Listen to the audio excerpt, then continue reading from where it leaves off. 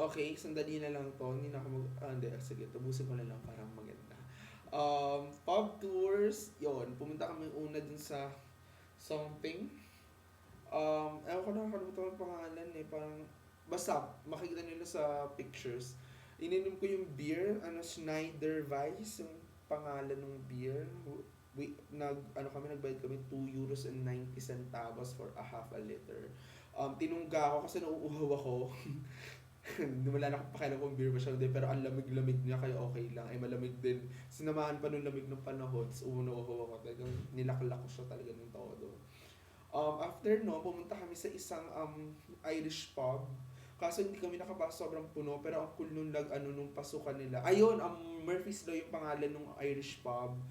Um, Bumaba kami sa, pababa yung entrance eh, tapos parang siyang cave, tapos pagdating mo sa ilalim, dun yung party. Sobrang, kung party person ako, um, ma-appreciate ko siya. Kayo, ma-appreciate nyo sigurado yun. Dahil sobrang ganda. Kasi dahil di nga kami nakapasok dahil puno nga eh. So, balak nila Efren and ko bumalik at ako wala akong balak. Talaga sobrang humihiwalay ako minsan sa kanila kasi iba talaga yung trip nila. Gusto nila mga nightlife, ako hindi. Dito ako sa bahay pag sa dorm kapag gabi. So, ayun. Kanina, speaking of anti-socialism, meron natawa sila kasi wala lumalapit sa amin na mga foreigners.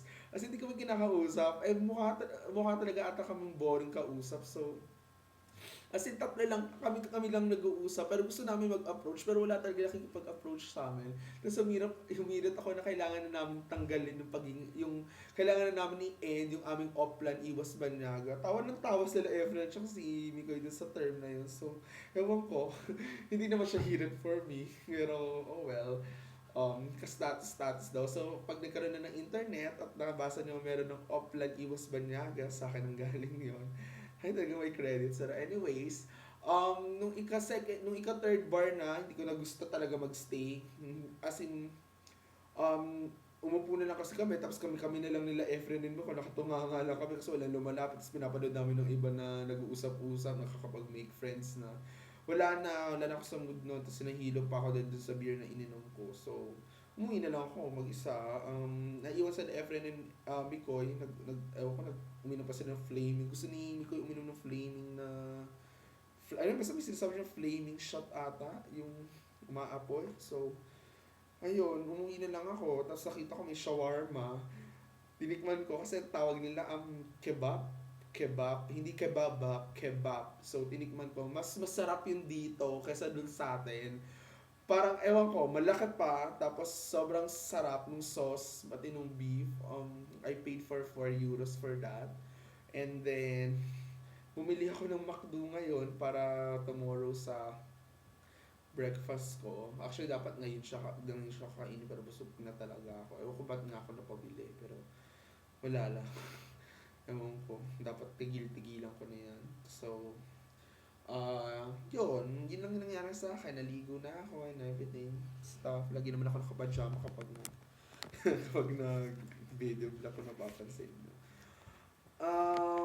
Ano ba yung pinaka-highlight ng mga nangyari ngayon? Yun na, pub tours for me, tsaka yung 28 euros na nagastos ko for disinfectant. Medyo nagugulat din ako sa mga kasi parang kanina lang sa akin na pa-realize ni Mike na nakaka 18,000 na ako sa buong stay ko dito. Pero I believe, sulit ko naman siya kasi kompleto na ako sa gamit, kompleto na ako sa mga disinfectants, yung mga panggamit ko for months. Kung di man umabot ng 3 months, at least aabot siya for half a month.